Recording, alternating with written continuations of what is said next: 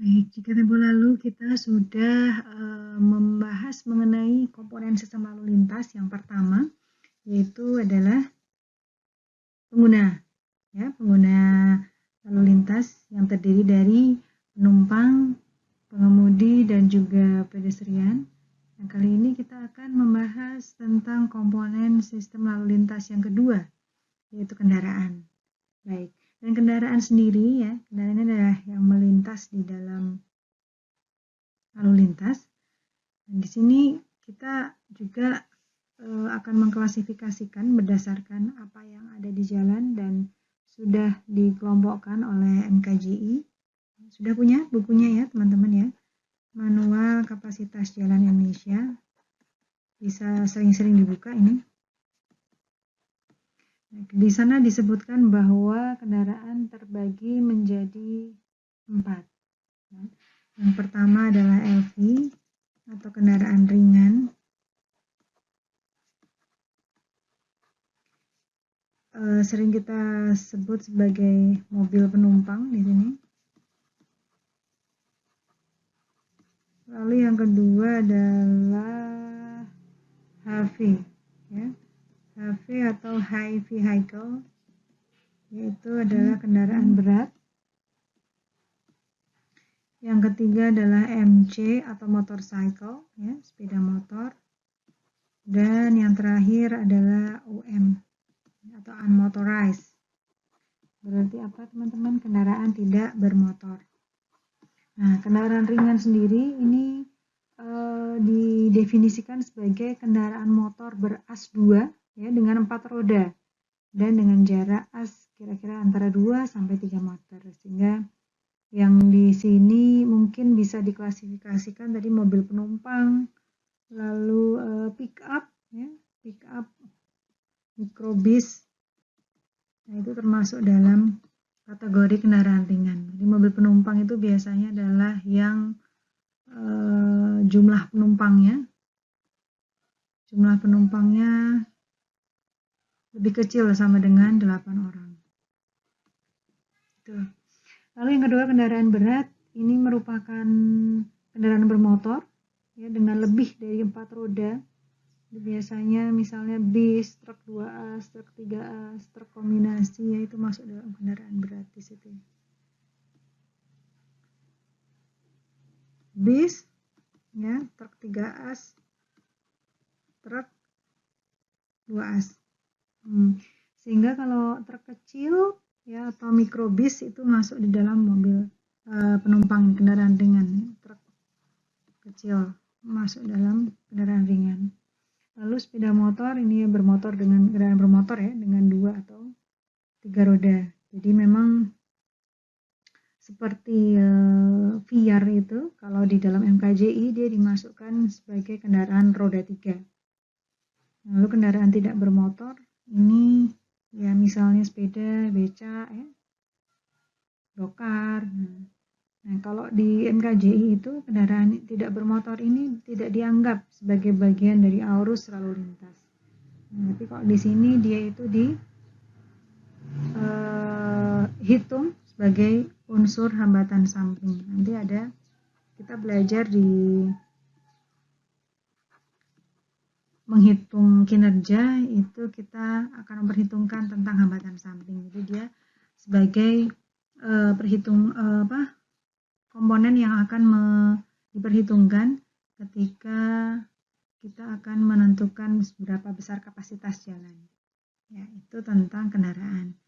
Klasifikasinya seperti ini. Dasarnya apa? Dasarnya itu adalah pertama space, ya. Jadi seberapa banyak space yang digunakan dalam jalan dan juga ukuran movementnya juga. Nah, sehingga nanti karena ini berbeda-beda, ya teman-teman. Kalau misalnya teman-teman nanti survei dan disebutkan di sana terdapat beberapa macam jenis kendaraan. Jadi misalnya LV-nya ada 1000, lalu HV-nya ada 10, ya. Lalu MC-nya ada 1000. Mungkin satu saja LV-nya ada 500, MC-nya 1000 ya.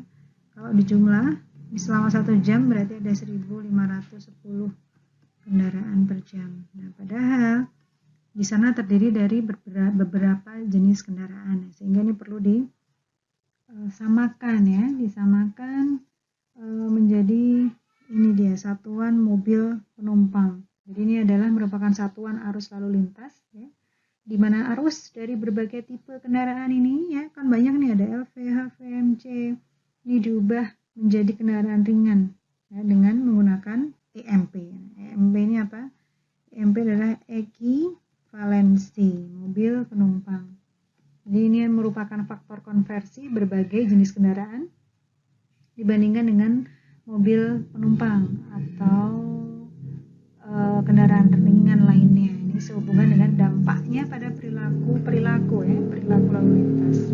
Nah, sehingga karena ini mobil penumpang, sehingga si EMP dari mobil penumpang adalah sama dengan 1 ya, jadi ekivalensikan menjadi 1. Lalu untuk kendaraan yang lain diekivalensikan menjadi berapa? Nah, ini berbeda-beda teman-teman, tergantung dari lokasi ya.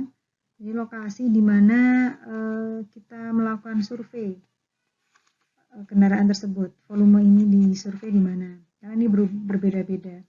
Jadi nanti akan kita bicara detail pada saat penghitungan kinerja jalan.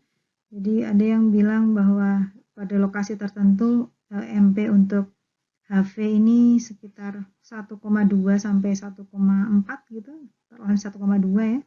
Dan motorcycle sendiri biasanya di ekivalensikan antara 0,25 sampai 0,3 gitu. Nah, sehingga kalau di sini kita punya data seperti ini dikalikan menjadi SMP, maka ini menjadi 500, yang ini menjadi 12 ya HV-nya. Motorcycle-nya berarti menjadi 20 ya. Nah, sehingga total di sana adalah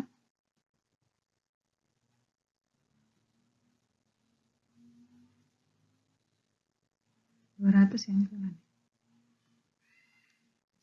200.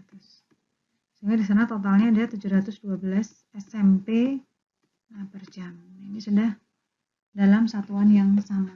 Nah, fungsinya apa? Tadi fungsinya adalah kita mengetahui dengan satuan yang sama ya, sehingga kita bisa tahu kira-kira nanti dampaknya faktor dari berbagai jenis kendaraan tersebut, faktornya bagaimana terhadap perilaku lalu lintas, sehingga akan lebih mudah untuk menghitung kinerja pada lokasi ruas jalan atau simpang tersebut. Nah, lalu selanjutnya untuk masih membahas tentang kendaraan ya, kita akan perlu juga mempelajari mengenai kinerja dari kendaraan yang melintas atau direncanakan pada jalan tersebut. Jadi apa saja yang mempengaruhi kinerjanya? Yang pertama adalah kendaraan rencana ya. Tadi yang saya sebutkan bahwa apa sih kendaraan yang dipilih di situ yang bisa melintas di sana, karena itu akan sangat mempengaruhi terhadap perancangan geometri jalan. Jadi misalnya di sini di gambar ini terlihat bahwa di sana terdapat kendaraan berat ya, truk gandeng gitu.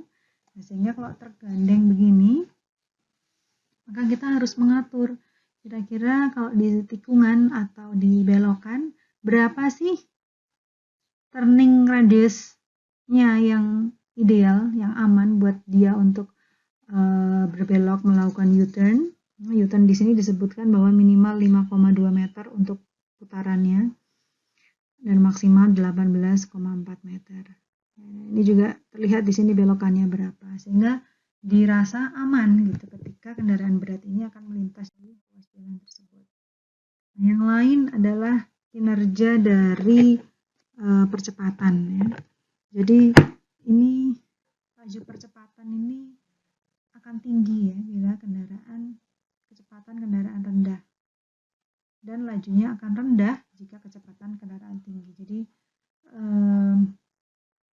kita akan tahu sangat penting ini ya ketika kita mendesain bahwa jalan tersebut akan terdapat truk yang melintas. Nah, itu kan penting ketika ditanjakan dan di persimpangan. Ya, karena dia memang percepatannya itu lebih kecil ya, karena memang dengan bodi yang besar gitu ya percepatannya akan sedikit lebih kecil dibandingkan dari kendaraan penumpang. Nah, ini juga perlu dipertimbangkan teman-teman terkait dengan apa kendaraan yang digunakan ya dan berapa percepatan normalnya. Nah, ini nanti akan dipakai untuk merancang kira-kira bagaimana geometri nanti yang akan kita desain terkait kendaraan.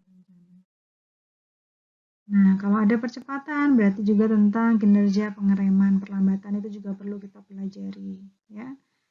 Sangat penting terutama terhadap keselamatan ini dia. Jadi ketika kita merancang, mendesain suatu ruas jalan, nah itu kan kita perlu tahu gitu. Jadi jarak berapa sih kinerja perlambatannya kendaraan tersebut yang benar-benar kendaraan tersebut bisa berhenti ya. Walaupun ini memang terkait juga dengan kesigapan dari driver pengemudi sendiri. Kenapa jadi pengguna itu menjadi komponen sistem lalu lintas yang pertama dan utama ya. Jadi kalau dari kendaraan sendiri ini perlu diteliti atau dilakukan perawatan ya, tentang pengecekan juga tentang sistem pengereman, bannya, jenis atau kondisi muka jalannya. Sehingga nanti kalau mau memperhitungkan jaraknya ya tadi, berapa sih jarak sebuah kendaraan itu bisa berhenti, ini menggunakan ini rumus ini terkait dengan kecepatan tadi ya, koefisien gesek ya, landainya itu tadi ya naiknya berapa persen dan percepatan gravitasi yang terkait. Nah, ini juga teman-teman, kalau kemarin kita membahas tentang PF terkait dengan perilaku pengemudi ya. Nah, di sini juga kita perlu perhitungkan ya, berapa sih jarak berhenti total dari dia melihat halangan hingga dia kendaraan berhenti total. Nah, untuk rumusnya tadi bisa dipelajari sendiri ya. Nah, ini terkait karakteristik kendaraan sendiri ya teman-teman, tadi yang terkait dengan geometri tadi, movement kendaraan. Itu juga perlu dicek juga dari kategorinya ya, jadi dimensinya untuk menyesuaikan sesuai dengan kelas jalannya ya, terkait panjang, lebar, tinggi, berat kendaraan ya, itu juga terkait nanti berapa beban maksimal yang bisa diperbolehkan untuk melintas di sana. Standar keselamatannya juga jadi terkait nanti akan mempengaruhi dari segi pengemudi dan penumpang serta lingkungan di sekitarnya. Baik, mungkin itu untuk terkait dengan kendaraan. Nanti kita akan lanjutkan di kelas selanjutnya untuk karakteristik yang lain.